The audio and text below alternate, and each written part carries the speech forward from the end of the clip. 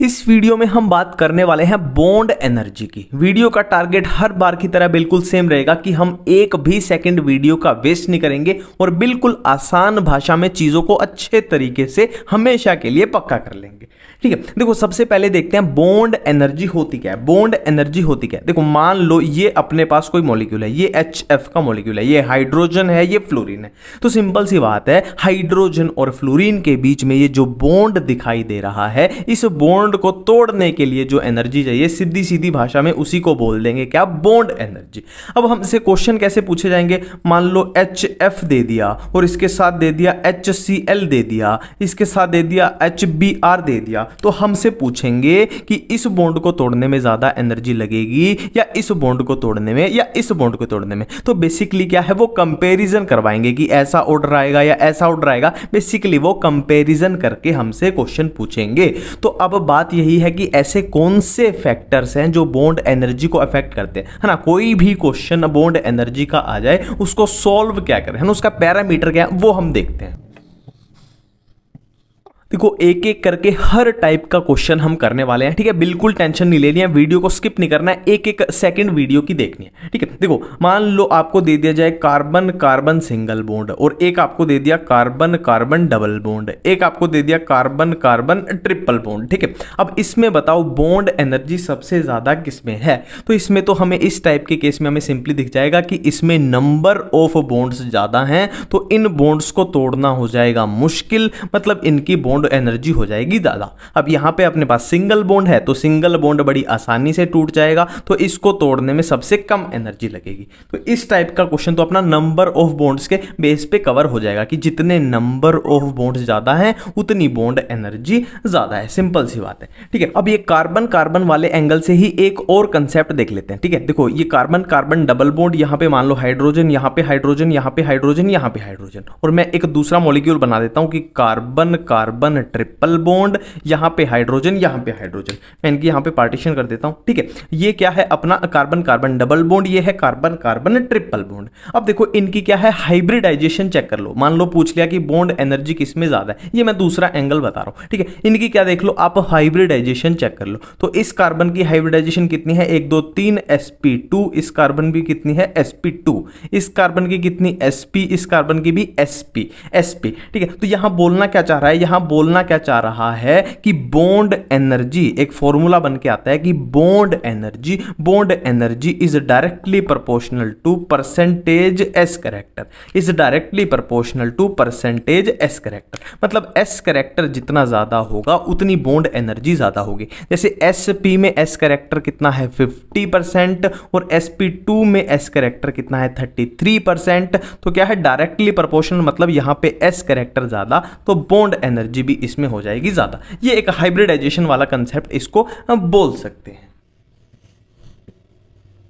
अब एक और तरीके का आपसे क्वेश्चन पूछा जा सकता है। ठीक है, देखो किस टाइप का, ये लोन पेयर के बेसिस पे। देखो ये कार्बन कार्बन सिंगल बॉन्ड, ये हाइड्रोजन, ये हाइड्रोजन, ये हाइड्रोजन, ये हाइड्रोजन, ये हाइड्रोजन, हाइड्रोजन, हाइड्रोजन हो सकती है, कुछ भी मान लो, कुछ भी मान लो। ठीक है, ये पहला केस है। और दूसरा हमारे पास मान लो दे दिया ये नाइट्रोजन दे दिया, ये नाइट्रोजन दे दिया, ये नाइट्रोजन के 2 बॉन्ड, ये नाइट्रोजन के 2 बॉन्ड। अब 2 बॉन्ड बना के यहां पे इसके पास एक लोन पेयर, यहां पे लोन पेयर। सिंपल सी बात है। एक और आपको दे दिया, मान लो ये ऑक्सीजन दे दिया, ये सिंगल बॉन्ड, यहां पे ऑक्सीजन है और यहां इसका सिंगल बॉन्ड, यहां सिंगल बॉन्ड, यहां इसके पास एक लोन पेयर या दूसरा लोन पेयर या लोन पेयर और ये भी लोन पेयर। ठीक है, बेसिकली वो बोलना क्या चाहता है कि इस कार्बन कार्बन वाले में बोलना क्या चाहता है, इस टाइप से क्वेश्चन पूछा जाता है तब वो कहना क्या चाहता है कि इसमें लोन पेयर अब्सेंट है और इसमें लोन पेयर की संख्या कितनी है 2 है और इसमें लोन पेयर की संख्या कितनी है 4 है। ठीक है, इसमें एक भी लोन पेयर नहीं है, इसमें 2 लोन पेयर हैं, उसमें 4 लोन पेयर हैं। तो बेसिकली देखो होता क्या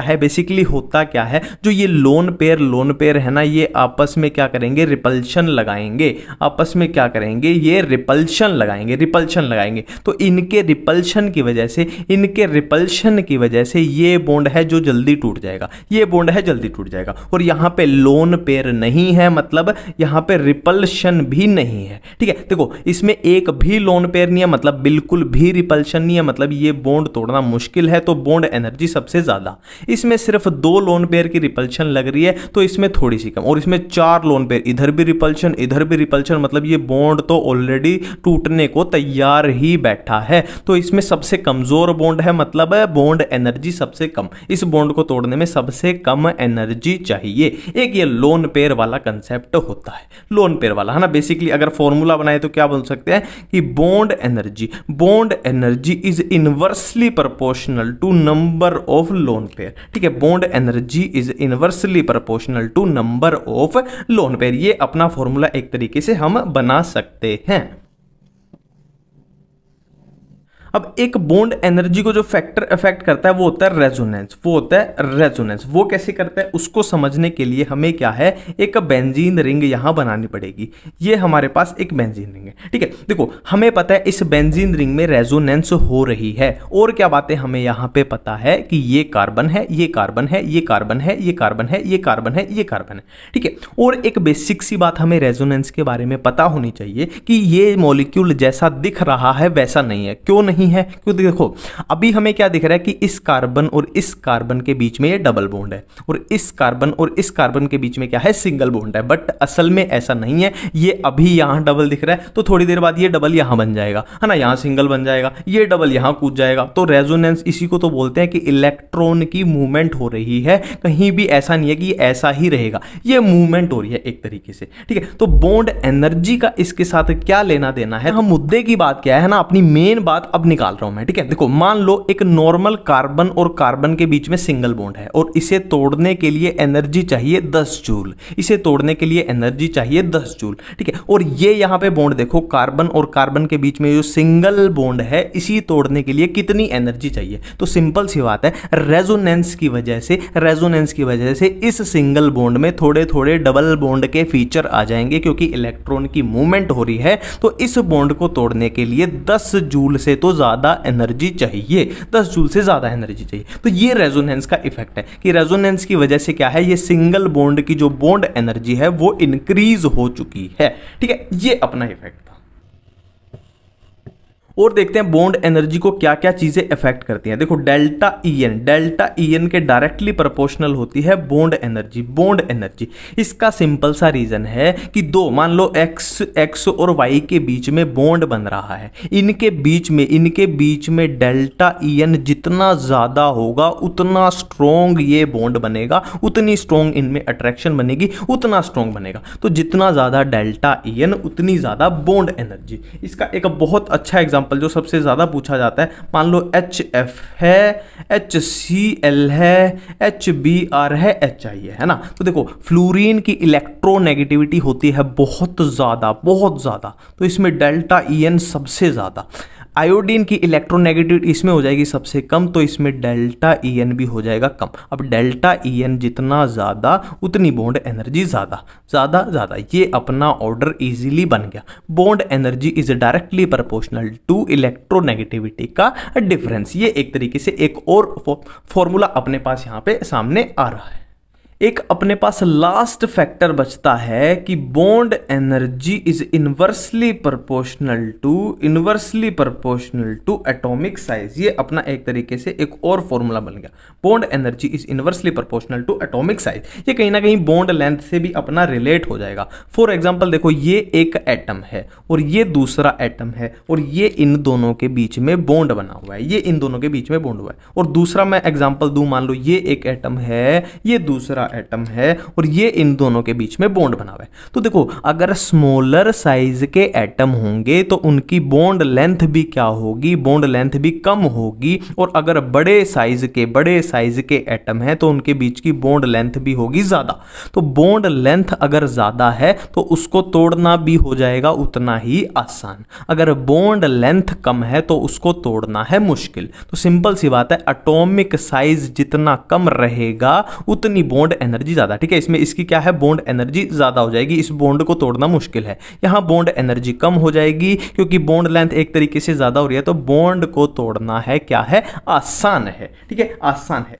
अब देखो इसी का एक एग्जांपल आपको बता रहा हूं कि अगर आपसे पूछ लिया जाए कि कार्बन और कार्बन के बीच का सिंगल बॉन्ड और सिलिकन के बीच का single bond, bond energy compare करके बताओ, तो देखो कार्बन का साइज क्या हो जाएगा, कम, साइज कम हो जाएगा, साइज कम हो जाएगा तो बॉन्ड एनर्जी हो जाएगी ज्यादा, बॉन्ड एनर्जी हो जाएगी ज्यादा, है ना, क्या है, इनवर्सली प्रोपोर्शनल रिलेशन आ रहा है।